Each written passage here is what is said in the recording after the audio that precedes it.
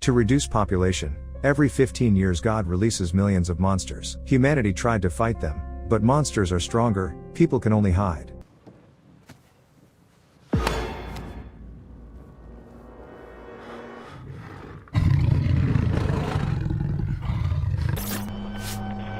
The film begins with a story about the so-called First Judgment Day. Then, from the depths of the earth, from ordinary minds, hordes of monsters poured out. They killed millions of people, destroyed cities. A real war began with these monsters, and in the end, they were exterminated. On the site of the former wells, protective installations were built, gates, which are designed to protect people from repeated intrusions. 15 years have passed. The world was able to recover a bit from the experience. One of those who were lucky enough to survive is Laura. She works at the school. She has a persistent but unsuccessful male friend, Milton, whom she periodically refuses dates. Most likely, the reason for this is resentment towards her ex-husband, Dave. He was not with Laura during the Day of Judgment, and she, pregnant, had to survive on her own. Dave and Laura have a son, 15-year-old Tyler. He disappears all day at the skate park with his friends and his girlfriend, Maddie. In his spare time, he plays computer games and is a bargaining chip in the difficult relationship between his father and mother, who broke up immediately after his birth. Meanwhile, the situation is heating up. An eclipse is approaching, and this is one of the heralds of a possible monster invasion. In addition, seismic activity has increased, protective dome personnel are conducting emergency checks, and there is very disturbing news in the news.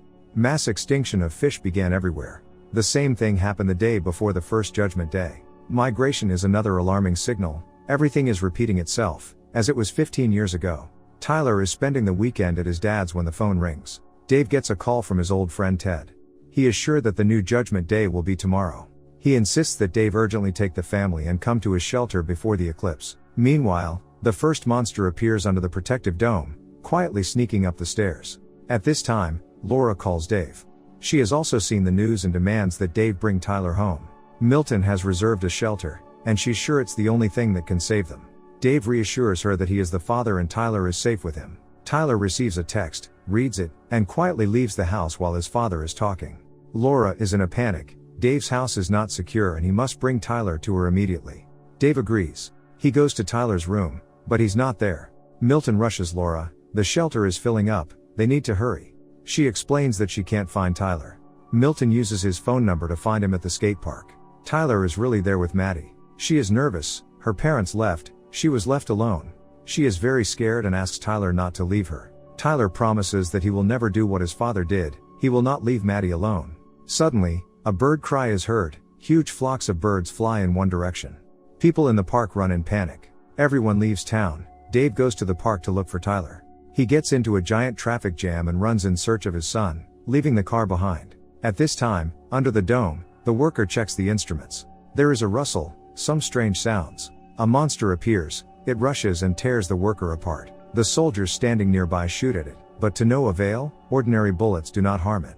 Tyler and Maddie look on in horror at the reigning panic. Dave comes running as Tyler explains to his father that Maddie had nowhere to go and he couldn't leave her. Laura drives up with Milton and takes everyone to the shelter where the seats are booked. There is just over an hour left before the eclipse. There is complete chaos in the city, people are trying to escape, traffic jams are everywhere. Finally, they get to the shelter, but it is cordoned off by the military and only women and children are let in. Dave asks Tyler to take care of his mother and sends them to the shelter. He and Milton remain in the crowd. Tyler goes to the shelter but then runs to his father. Laura and Maddie rush after him. Tyler screams, "He is my father, I will not leave him." At this time, information appears on the scoreboard that the shelter is completely filled, there are no more places. Wasting no time, they run to the car. Dave offers to go to Ted's hideout in the desert, and Milton suggests hiding at the school, which is nearby and there is a basement. Another traffic jam, dozens of cars block the road. They get out of the car. An earthquake begins, and the solar disk is covered with a shadow. The eclipse has begun.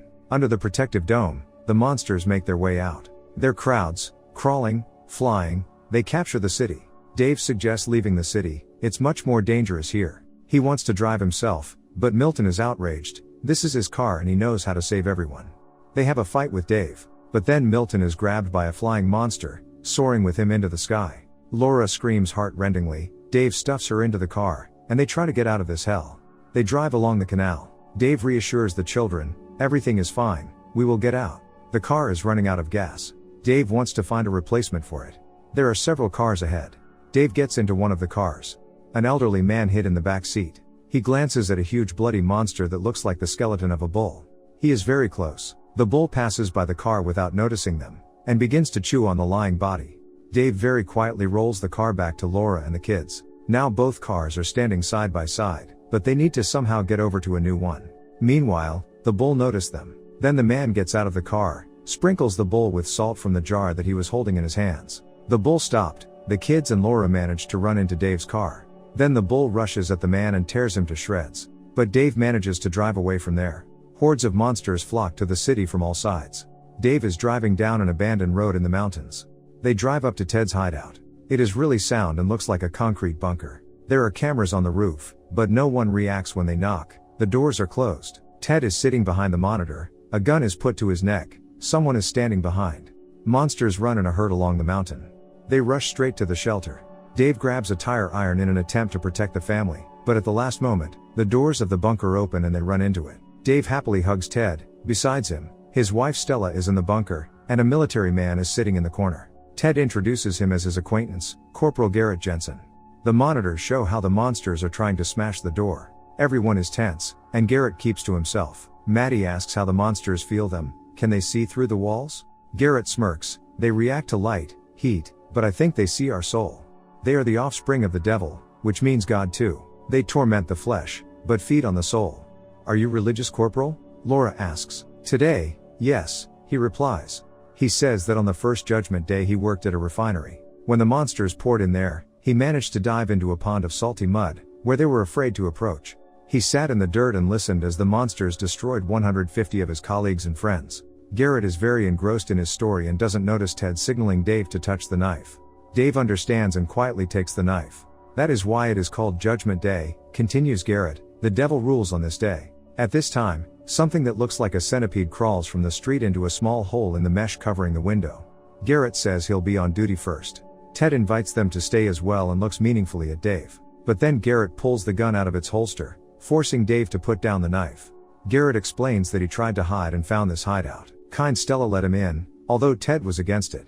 He survived the first time and will survive now, no matter what the cost. Tyler throws himself at Garrett. He tries to take the gun from him, but Garrett throws him away.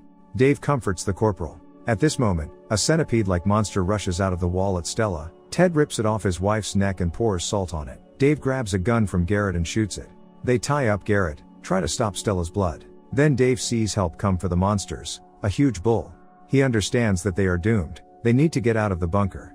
The bull is trying to kick down the doors. Ted doesn't want to go out. He says his wife won't survive outside. But Stella asks him to go with everyone. There is an underground passage under the bunker. It leads to the mountains.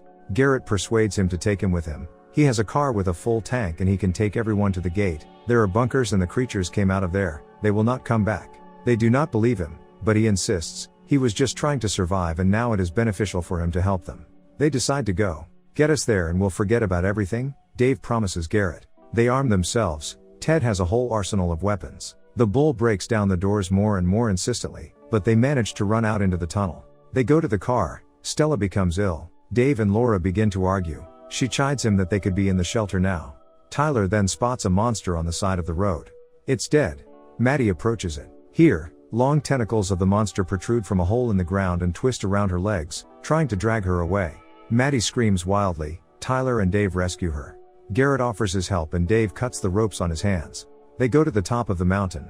They see a devastated and burning city. They go down to the car, but it won't start. Monsters appear on top of the mountain and rush straight towards them.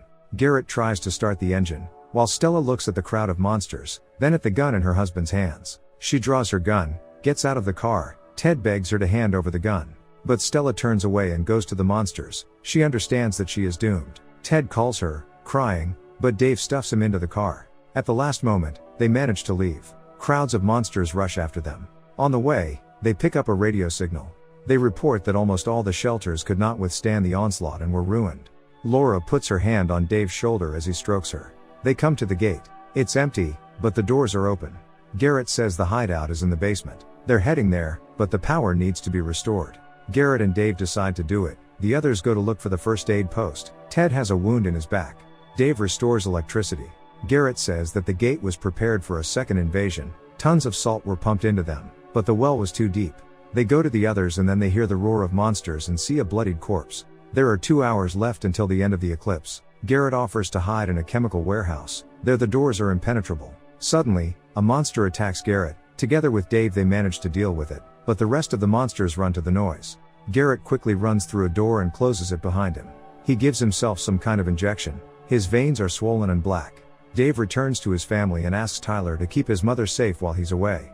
He wants to level the playing field and funnel the salt water through the tank pipes to keep the monsters out. Laura kisses Dave and tells him to be careful. Dave makes his way through the ventilation, sees how the monster devours the prey. Dave needs to turn off the taps next to that chewing monster. He manages to open the faucet. Water is collected in containers. Dave climbs back, but the monster sensed it and rushed after him. Dave fights back, sprinkles it with salt and the monster crumbles to dust. Meanwhile, the others had already been hunted down and surrounded by monsters. Tyler shoots back. Then Dave's voice is heard from the loudspeaker. He asks to turn on the fire alarm. The monsters have surrounded them. They are getting closer. Ted tells Tyler, "Protect the family, son," and goes at the monsters with an axe. Several monsters pounce on him at once. Tyler shoots back. Bloodied Ted tries to fight back. Tyler runs out of ammo. He turns on the fire alarm. Jets of salt water hit from all sides. They fall on the monsters and they crumble into bloody dust, squealing in pain. They are saved, but Ted is dead. The eclipse ends. All monsters return through the gate back. Children with Laura run out to some area. Garrett is standing there with a gun. He shoots Tyler. "It's not our world anymore. He won't survive anyway. God has a day off," he says and aims again. Laura tries to cover her son with her body. Dave runs in and hits Garrett in the head with a fire extinguisher. Dave throws himself at Tyler and Laura. Here, a huge monster appears from below. It lunges at Garrett, who was closer to it, and slowly swallows him whole. They run into the medical unit, make a salty mixture in a cylinder. The monster is getting closer. It kicks down the doors, but Dave manages to throw a canister of concoction at him. It explodes, the monster roaring wildly and crumbling to ash. Laura hugs Dave. They don't believe they've been saved. Embracing, both couples go outside. The world is ravaged, but the monsters are gone. Maybe this is another respite, but one thing is clear: life will be reborn and light will always defeat darkness.